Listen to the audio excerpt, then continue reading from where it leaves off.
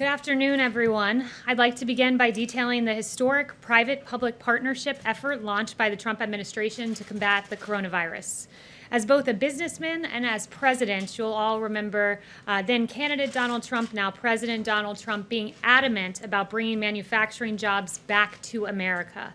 President Obama and the Democrats had given up on manufacturing with President Obama's erroneously prediction that Trump would need a magic wand in order to bring back American jobs. Not so.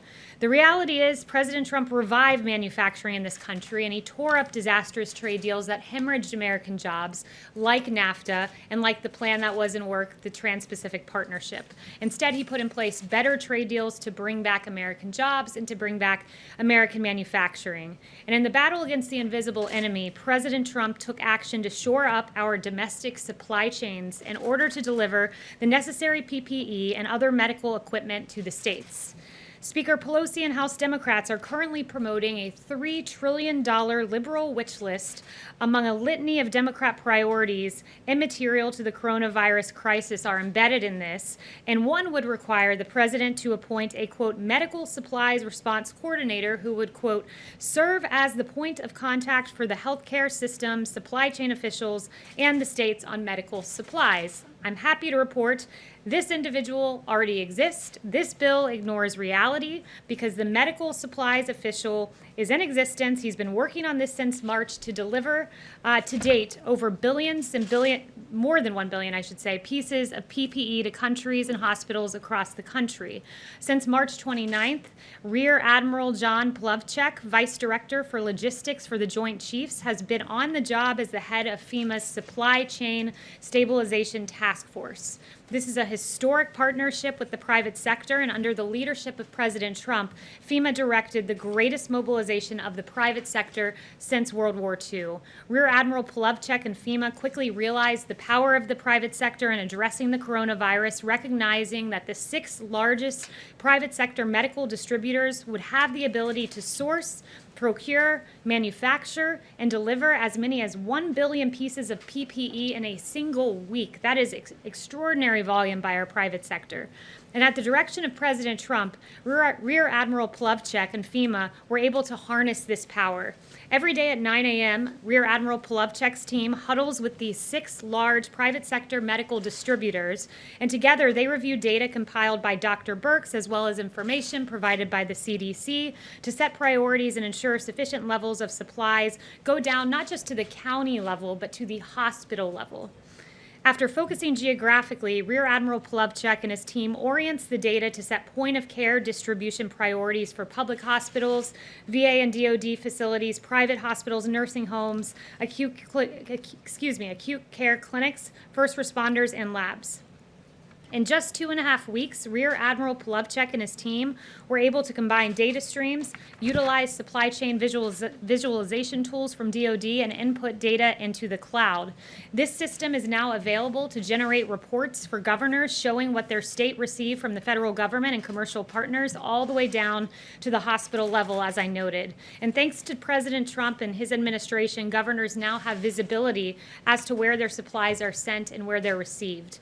And from March 1st through May 10th, this public-private partnership has led to the delivery, and these are extraordinary numbers, of over 113 million N95 respirator masks, nearly 500 million surgical masks, nearly 18 million face shields, and over 12 billion gloves.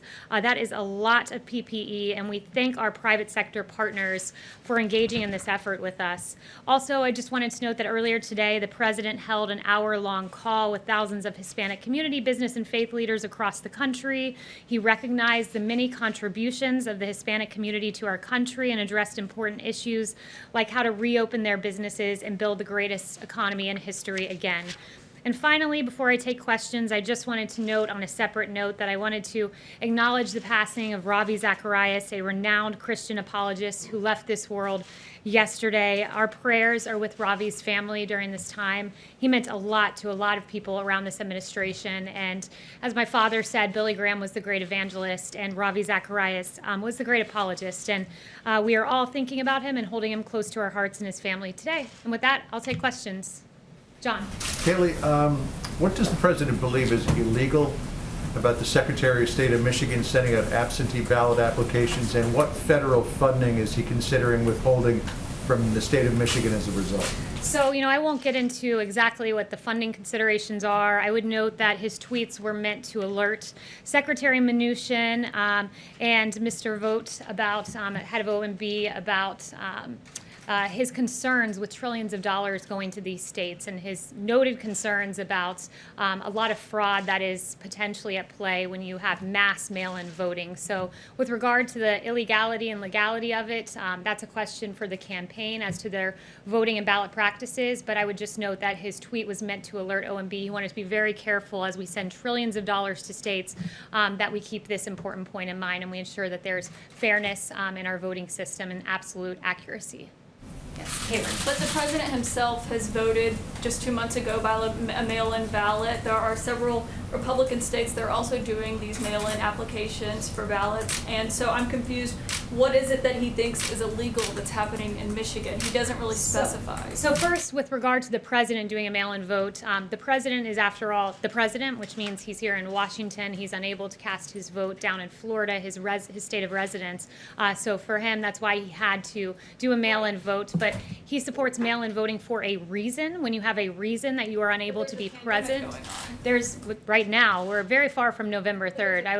I'm glad that you have the prediction tool and you can tell us what will be happening on November 3rd, 2020. I certainly don't, nor does the president. Primaries coming up, and that's like what's happening in Nevada and whatnot. I assume you care about fairness and accuracy in our elections. Do you not? Of course I do. But Of there's course. not evidence that there is widespread voter fraud. There's with mail-in votes. evidence. You can go look this up on ProPublica. There was a bipartisan consensus on the fact that mass mail-in voting can lead to fraud. There was a 2005 commission by none other than President Carter, who's not a member of the Republican Party, and also James Baker about this, concluding that these ballots, quote, remain the largest source of potential voter fraud. So this is a concern. The president's right to look at this. We want a free and fair election, and that's his concern. Yes, Zeke? Kayleigh, on this subject and one other on a different one, the president deleted his first tweet, which alleged falsely that the state of Michigan was sending out absentee ballots to every voter. In fact, they sent out absentee ballot requests. Was the president misinformed this morning? And why is he only directing this message toward Michigan, not other states like Georgia and others that are sending similar absentee ballot requests to their citizens? So the president corrected his tweet, as you noted, and with regard to going state by state and looking at ballots and the way they're distributed, that would be a question for the Trump campaign, and I'd refer you to the campaign on that point. Kayleigh, on the G7, do you have any more details on the timing when the president would like to schedule that here in Washington? And does that mean that travel restrictions that are currently in place on travel from Europe, from China, and other places would potentially be relaxed before that meeting would take place here? So I won't get into the mechanics of how that would happen. I would note that the president really wants to see the G7 happen here in Washington as we begin not just to reopen the country, but as the world begins to reopen. He'd like to see it happen sometime in June, but as to a particular date, I don't have any announcement on that front or to the mechanisms of how we'd make that work. Yes. Thanks, Kayleigh. Couple of questions for you. One, does President Trump support the CDC guidelines that were released over the weekend? And if so, why were they released so quietly? Why not talk about them, roll them out here from the podium? So the CDC guidelines, there was a 60-page document that came out last night that I assume you're referencing. That document, I talked to Dr. Redfield earlier today about it, and much of that was already out there. So Appendixes A, B, C, and D had been out there for a while. Appendix E, he said he thinks got posted sometime late last week. And again, these were his rough estimates he was giving me. Appendix F was being discussed, and there was constructive criticism of it through the task force and the interagency process. So that was refined. And my point in sharing that with you is that the 60-page document was merely an aggregation of a lot of what was already out there. So it's not as if this was new information that we were announcing, but it was more guidance pursuant to our Reopening of America guidance that was issued several weeks ago. Does the president support the guidelines? Does he think Americans should follow those guidelines, or should they be following the initial guidelines that you rolled out here from the podium? So the president's been very clear. He supports the Reopening of America guidelines. The CDC guidelines are in concert with those guidelines. He wants to safely reopen this country. It's very important we do so, and it's good to see that most states, I think basically all of them, have plans at this point to reopen, and we're starting to see the safe reopening of several states and Americans getting back to work. Let me just get your reaction to something. We just got moments ago a statement from the American Nurses Association which says, quote, The American Nurses Association has not received reports from nurses or other frontline healthcare workers utilizing hydroxychloroquine as a preventative treatment for COVID-19. Why does the president continue to say that many or thousands of frontline workers are using it as a prophylactic? Well, there is, at Henry Ford Hospital is doing a study on this now where 3,000 frontline workers will be taking hydroxychloroquine to look at its use as a prophylaxis. I believe there's a few hundred or 190 workers in Tampa General Hospital. So this is being used by some. And one thing I want to note with regard to hydroxychloroquine, because I think it's very important that we're as accurate as we can be with our reporting on this. Hydroxychloroquine has been a drug that has been in use for 65 years for lupus, arthritis, and malaria. It has a very good safety profile, but as with any drug and as with any prescription, it should be given by a doctor to a patient in that context, so no one should be taking this without a prescription from their doctor. But that being said, I've seen a lot of apoplectic coverage of hydroxychloroquine. You had Jimmy Kimmel saying the president's, quote, trying to kill himself by taking it. You had Joe Scarborough saying, quote, this will kill you. Neil Cavuto saying, what have you got to lose? One thing you have to lose are lives. And you had Chris Cuomo saying the president knows that hydroxychloroquine is not supported by science. He knows it has been flagged by his own people, and he's using it. Well, Cuomo mocked the president for this. And interestingly, I found this out just before coming here. Hydroxychloroquine, of course, is an FDA-approved medication with a long proven track record for safety, and it turns out that Chris Cuomo took a less safe version of it called quinine, which the FDA removed from the market in 2006 because of its serious side effects, including death. So really interesting to have that criticism of the president. And on that note to Chris Cuomo, I'd like to redirect him to his brother, the governor of New York, Governor Cuomo, who has several on-the-record statements about hydroxychloroquine, saying, I'm an optimist, I'm hopeful about the drug, and that's why we'll try it here in New York as soon as we get it. There has been anecdotal evidence that it's promising, that's why we're going ahead, and I have about 8 other quotes from Governor Cuomo, should any of you have interest in that. You just cited our studies, though. They're trials that are in their early phases. Do you have any evidence that thousands of frontline workers are currently using it because they believe it actually will prevent them from getting So COVID-19? the FDA has approved this for off-label use. You know, this president's a big believer in right-to-try legislation. People who are in their last... Thousands of workers? There are several studies that have been brought that the president has actually mentioned that I'd refer you to. There was one out of France, a French study involving more than 1,000 patients that found that the vast majority had, quote, good clinical outcomes, and by the vast majority, that was more than 90%. There was an Italian study of more than 65,000 patients that demonstrated only 20 tested positive of those who were taking it prophylactically, and a South Korea study as well. So there are several studies, and if you're someone out there and this is a safe drug to use, and your doctor, importantly to underscore that, and your doctor prescribes it for your use as a prophylaxis or after coming into contact with COVID, then it's something you should take if it's prescribed by the doctor and that's your personal medical choice. Yes. Kayleigh, Governor DeSantis just suggested that the president may be going down to Florida for the SpaceX NASA launch next week. Is that accurate? So we have no news on scheduling at that front, but if I get news in the future, I will certainly provide that for you. Yes, Jack. Kayleigh, how often does the president talk to Director Vogt or Acting Director Vogt from the OMB? To who? To the Acting Director of OMB. Often. He just was in the Oval Office with the president, so they do speak often. I don't have a readout of the president's schedule, but they do speak regularly. So if he wanted to flag to him his concerns about Michigan, why didn't he just tell him instead of sending a tweet? Because the president believes in unprecedented transparency, and I'm sure you as a journalist are very eager and excited when you learn about the president's decision-making process in real time, whether that's on Twitter or from me here up at the podium. You just said that was the reasoning for him expressing I his didn't say that was the concerns? reasoning, but I'm saying this is a transparent president, and I think that that's something that you should be lauding rather than questioning as to why he decided to tweet this. Yes. Apart from President Macron, do you have any other answers from G7 leaders that they are definitely willing to come here? So I won't get into the president's private conversations and correspondences with world leaders, but we do hope to see this happen. We hope that... How can you characterize the response as being great, sounds like a good idea, or thinking about it? So I don't have any information about the response from world leaders, but we certainly hope to see this happen. Yes. Yes, thank you. Could you clarify, please, President Trump's comments about saying that it was a good idea, it was good that there were so many positive tests for COVID-19, whereas a lot of people look at that and say that this was actually terrible, that we have actually 1/3 of all the cases in the world. Well, look, I would note this, that the president, what he was saying there is that we are testing. When you have more cases, in order to identify those cases, you have to have tested a high volume of people. So the more you test, the more cases numerically, not necessarily as a percent positive, but numerically, you will see just by volume, sheer volume of your testing. And the president's done an extraordinary job on this front. Washington Post surveyed governor's offices and state health departments and found that at least a dozen states have testing capacity that outstrips the supply of patients. That's a very good job done by our federal government in supporting the states. To cite the governor of New York again, quote, "We have more sites and more testing capacity than we're using."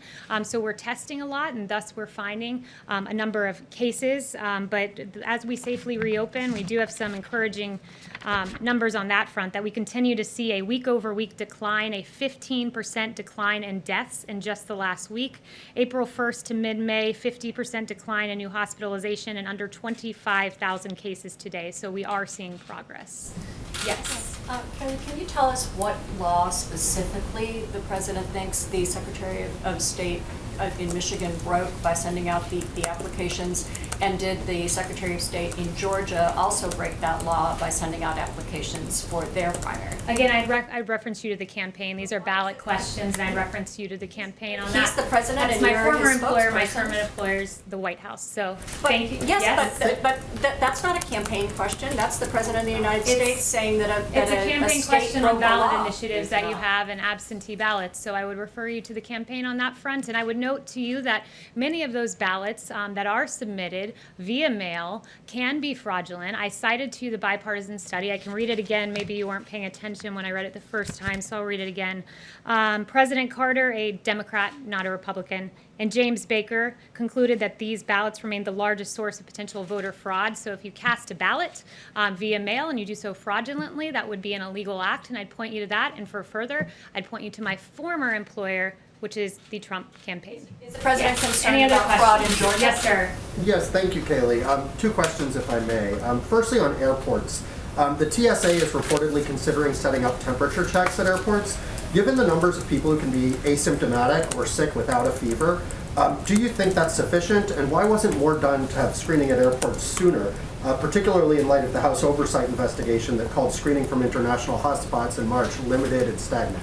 So the president is working with TSA, he's working with airlines. We want to ensure that our TSA employees are safe, that those who are traveling are safe, and he has had those conversations, and we are keeping people safe at the TSA and the passengers as well.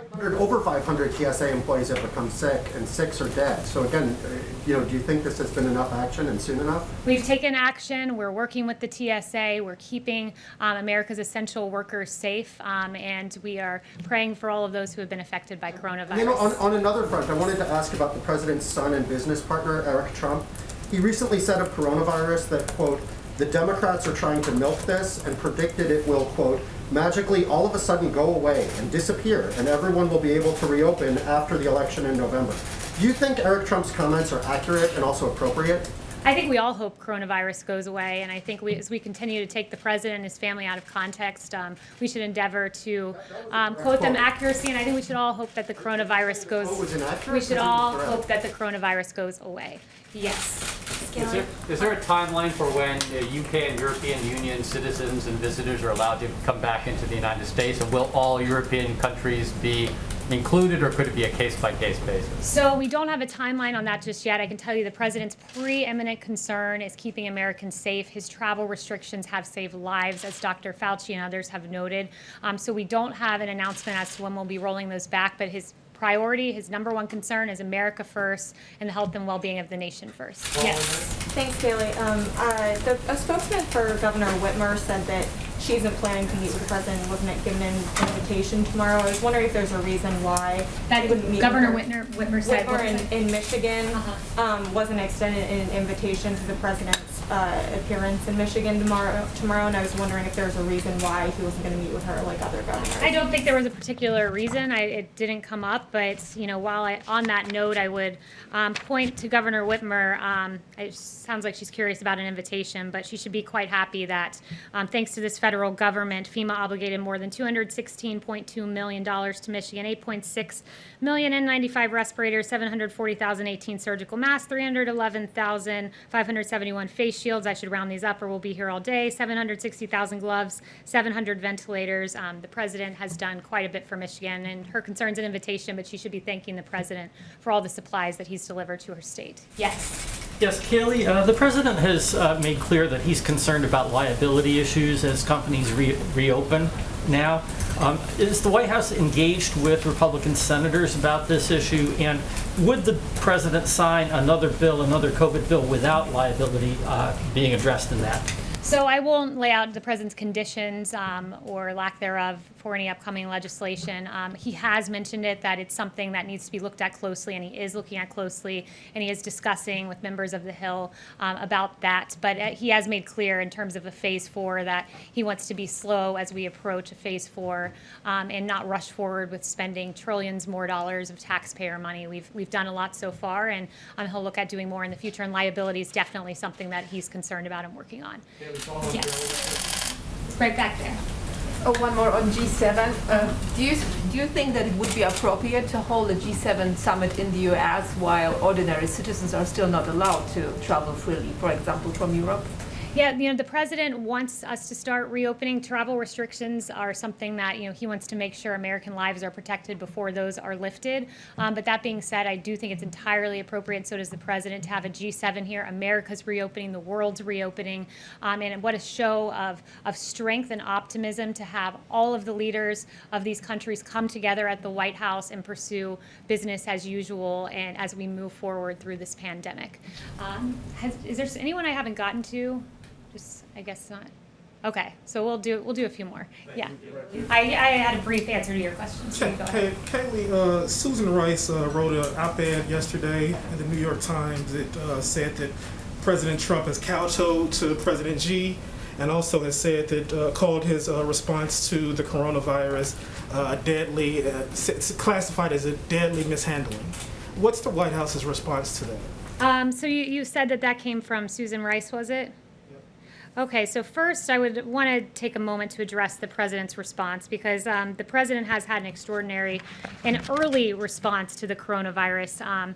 I would note Dr. Birx, the early work of President Trump, both with travel restrictions and quarantine, has bought us the time and space necessary to have this task force be very effective. Dr. Fauci saying that the president's response has been impressive. He can't imagine under any circumstance that anyone could be doing anything more. I can go through the actions. There's a detailed timeline out there of January 6th, Wuhan issuing a travel notice issued on Wuhan when there were 0 cases in the United States. The 17th, 0 reported U.S. cases, and there were public health entry screenings at major U.S. airports. Of course, the infamous travel restrictions that were called xenophobic by Democrats on January 31st. A lot of action in February on developing a test and making sure we were moving forward as speedily as possible. On that, keep in mind in late February, Pelosi was saying, come to Chinatown, it's very safe, but the president had already taken very early action. And I know you brought up Susan Rice in that context, but I'm going to bring her up in another context that's equally as newsworthy, and that is the email that was declassified from Susan Rice on Inauguration Day, which is so peculiar. It set the scene. It's Inauguration Day. You're moving out of the White House. This is the most powerful building on planet Earth. Susan Rice is moving out, reflecting on her time here, and what is she doing? She's not packing her boxes. She's not being nostalgic about her time in the White House. What she's doing is writing an email where 3 times she writes that President Obama emphasized to conduct the investigation into Michael Flynn by the book, by the book, by the book. She writes it 3 times. As Shakespeare said, thou doth protest too much, Susan Rice. He didn't have the Susan Rice part in there, but I'll add that in. 2, she was asked specifically about the unmasking of Michael Flynn after she discussed it on January 5th in the Oval Office with Obama, after she wrote this email to herself on Inauguration Day. She was asked by good journalist, Judy Woodruff, about this email, and about the unmasking of Michael Flynn, not the email, but the unmasking. She was asked specifically about Nunes's claim specifically. So let me clarify, it was Nunes's claim. And she said, I know nothing about this, so it was a lie. And then Susan Rice, since no one brought it up to me, I will bring it up to you. Her attorney said that this was the first opportunity 3 weeks after this Oval Office meeting that she had to write this email memorializing her Oval Office meeting with Barack Obama discussing Michael Flynn. It was her first opportunity, she said. Interesting, because she had an opportunity in those 3 weeks on January 10th to do a passing of the baton event with none other than Michael Flynn, where she praised him, wished him success, and talked about the great transition into the White House. And then on January 12th, she was able to participate in a story that published on that date in the lifestyle section of the Washington Post. So she never had time to write this email until Inauguration Day as she's rushing out the door, when in fact she had an opportunity to do all of those things. I'll leave that with you. Thank you for bringing up Susan Rice, not in the context that I wished, but for allowing me to share that with you.